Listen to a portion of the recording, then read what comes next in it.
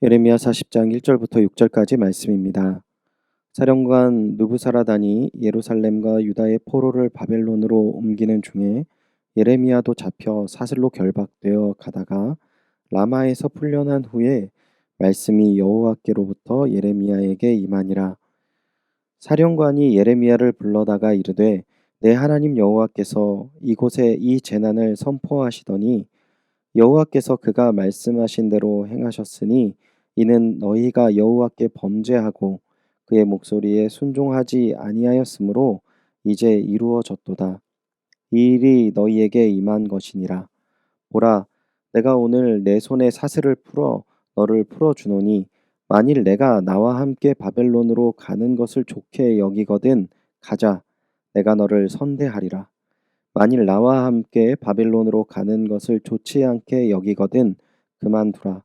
보라, 온 땅이 내 앞에 있나니 내가 좋게 여기는 대로 옳게 여기는 곳으로 갈지니라 하니라.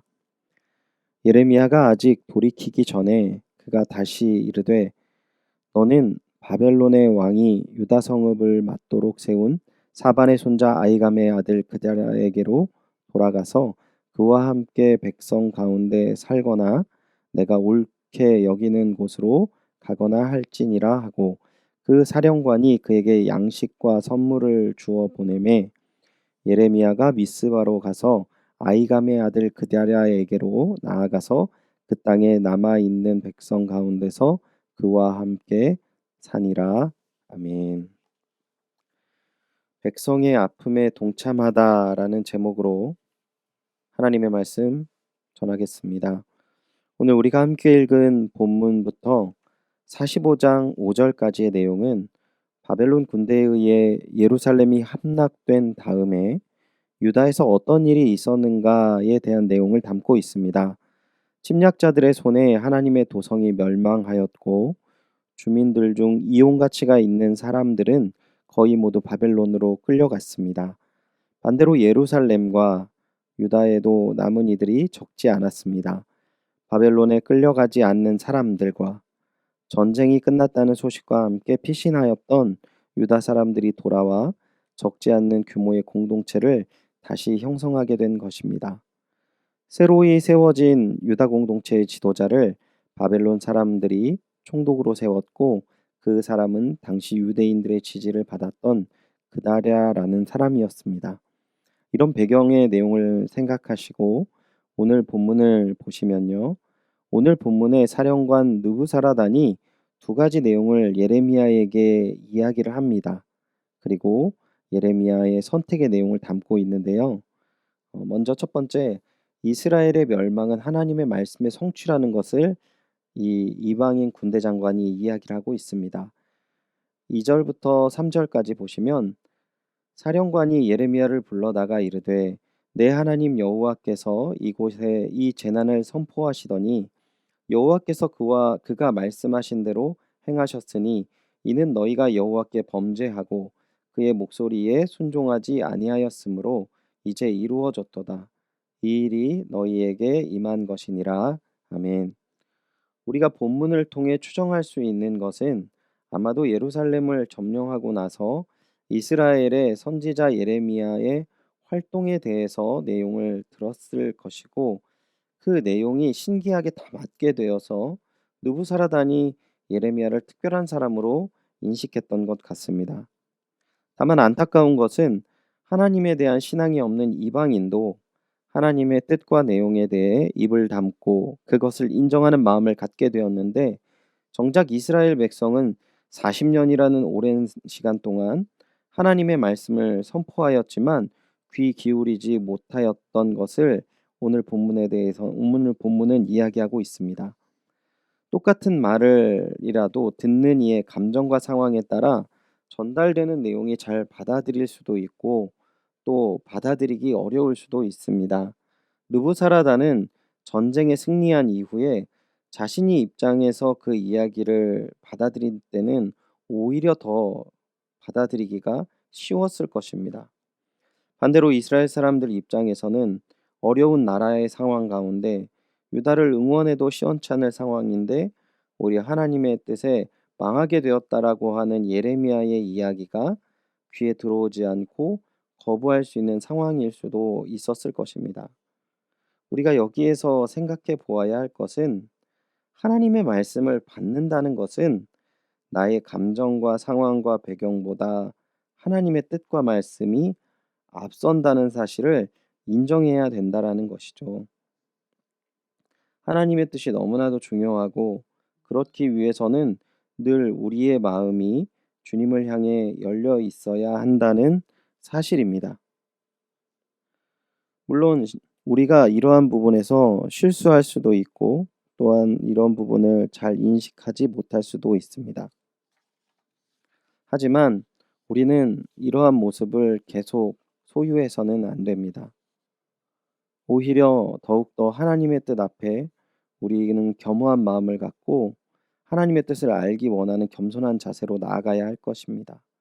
또한 주님의 말씀에 순복하는 믿음의 길을 가야 할 것입니다. 느부사라단이 이야기한 두 번째 내용은 예레미야의 거처에 대한 권면입니다. 느부사라단은 예레미야에게 선택권을 주었습니다. 그가 바벨론으로 가길 원한다면 바벨론으로 가서 포로가 아닌 손님으로 바벨론의 보살핌을 받을 수 있다라는 것. 또 하나는 예루살렘 유다에 남기를 원한다면 총독 그다랴에게 명하여 예레미야가 부족함 없이 살 수 있도록 배려하겠다라는 것입니다. 4절과 5절 반복해서 느부사라단은 예레미야의 선택을 존중하고 또 그의 결단을 기다렸습니다. 예레미야는 주저하지 않고 이스라엘에 남기로 결정하였습니다. 6절을 보겠습니다. 예레미야가 미스바로 가서 아히감의 아들 그다랴에게로 나아가서 그 땅에 남아 있는 백성 가운데서 그와 함께 사니라. 아멘. 성경학자들은 예레미야가 유다에 남게 된 이유에 대해서 두 가지를 이야기하는데요. 첫 번째는 유다의 회복에 대한 메시지를 기억했기 때문이다라는 것이죠. 즉 예레미야는 유다의 회복을 기대하며 그 땅에 하나님의 뜻이 이루어지는 것을 보기 위해 남게 되었다라는 것이고요. 두 번째는 남겨진 백성에 대한 자신의 책무를 다하는 것입니다. 그는 끝까지 하나님의 뜻을 이스라엘에게 전달하길 원했다라는 것이죠. 두 가지 내용 모두 공통적으로 생각해 볼 수 있는 것은 예레미야가 이스라엘을 향한 마음이 사랑이었다라는 것입니다. 늘 부모가 자식이 부족하여도 자식의 편에 서는 것처럼 하나님께서 이스라엘을 품은 그 마음과 같은 동일한 마음으로 예레미야가 이스라엘을 품고 있었음을 우리는 알 수 있습니다. 특별히 우리가 기억해야 할 것은 하나님의 말씀을 받는 자들이 하나님의 마음과 동일하게 그 마음 가운데 연약하고 힘든 자리, 하나님의 눈이 가고 하나님의 마음이 가는 자리에 함께 있다는 사실을 우리는 오늘 본문을 통해 알 수 있습니다. 오늘 이 말씀을 기억하셔서 특별히 우리가 하나님의 말씀을 받아들일 수 있는 부드러운 마음을 소유하게 하옵소서라는 기도하는 마음으로 하루를 보내시고 또한 하나님과 동일한 마음을 품게 하셔서 하나님께서 품는 사랑으로 믿음의 백성을 사랑하고 또한 마음에 품는 주님의 사람 되게 하여 주시옵소서라는 마음으로 오늘 하루를 보내시기를 축원드립니다. 오늘 이 귀한 말씀 기억하시고 늘 주님과 동행하시는 귀한 하루가 되시기를 소원합니다. 기도하겠습니다. 하나님 감사합니다. 주의 크신 은혜와 사랑 가운데 예레미야가 하나님 앞에 하나님의 말씀을 늘 소유하고 또한 하나님의 마음으로 그가 온전히 주님의 일을 감당하였던 것을 우리가 알게 되었습니다. 하나님, 저희의 부족한 모습들이 있다 할지라도 오늘의 말씀을 의지하며 주님께 기도하오니 저희 또한 예레미야처럼 하나님의 백성들과 어려운 자들과 함께 주님의 마음을 나누고 주님의 편에 서는 주님의 동역자 되게 하여 주시옵소서. 오늘 하루 하나님의 뜻 가운데 서 있는 귀한 은혜와 사랑을 베푸실 줄 믿사오며 이 모든 말씀 주 예수 그리스도의 이름으로 기도드리옵나이다. 아멘. 말씀을 기억하시며 기도하겠습니다. 주님, 주님의 말씀에 순복하는 마음, 하나님의 마음이 있는 곳에 주님의 사람을 품을 수 있는 귀한 마음을 주옵소서. 기도하시기 바랍니다. 성도님들의 삶과 신앙을 위해 우리 함께 기도하겠습니다.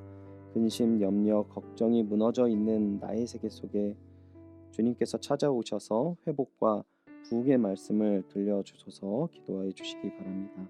흔들리지 않는 하나님의 세계로 초대하시는 하나님의 음성을 듣고자 기도하는 하나님의 백성 되게 하소서. 우리를 근심과 두려움에 빠뜨리는 세상으로부터 고개를 들고 하늘의 은혜를 구하는 삶을 살게 하소서. 내 삶에 일어나고 있는 모든 균열로부터 우리의 처소를 안전하게 지켜주시고 주의 약속을 믿고 천국 소망의 길을 걷게 하소서. 기도해 주시기 바랍니다. 담임 목사님과 우리 장로님을 위해 또한 이 시간 기도할 텐데요. 담임 목사님의 영과 육의 강건함을 위해 기도해 주시고 성령 충만하셔서 힘있게 교회를 이끄실 수 있도록 힘과 능력을 더하여 주옵소서. 기도해 주시기 바랍니다. 또한 우리 장로님들을 위해서는 함께 당회를 이끄시는 우리 장로님들 한 분 한 분이 코로나로 인해 어려운 시기에 교회를 잘 이끌어 나가실 수 있도록 삶과 가정을 지켜주시고 은혜를 더하여 주옵소서. 함께 기도해 주시기 바랍니다. 오늘 선교사님을 위해 기도하실 때는 장승열 한도와 선교사님의 가정과 사역을 위해 기도해 주시기 바랍니다. 부부가 영육 간의 강건함을 잘 유지하게 하소서.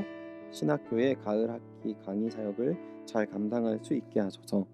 홈스크 교회가 부흥하여 시골까지 복음을 전할 수 있게 하소서. 만연된 코로나 사태가 가라앉아 자유롭게 선교 활동할 수 있게 하소서. 한국에 있는 두 자녀와 손자 손녀들이 평안할 수 있게 하소서. 기도해 주시기 바랍니다. 그리고 오늘 환우를 위해 기도하실 때는 지금 유방암과 뼈암으로 암 치료를 받으시는 우리 김은옥 집사님을 위해 기도해 주시기 바랍니다. 암 치료를 위해도 기도해 주시지만 포도막염으로 눈 치료를 받고 있는 상황입니다. 치료가 잘 진행되고 또한 눈이 잘 회복되어질 수 있도록 여러분 기도해 주시기 바랍니다. 끝으로 수험생들을 위해서 함께 기도하실 때 코로나라는 어려운 상황 가운데 대학 입시를 준비하는 모든 학생들에게 하나님의 지혜와 영육 간의 강건함을 주옵소서. 기도해 주시기 바랍니다.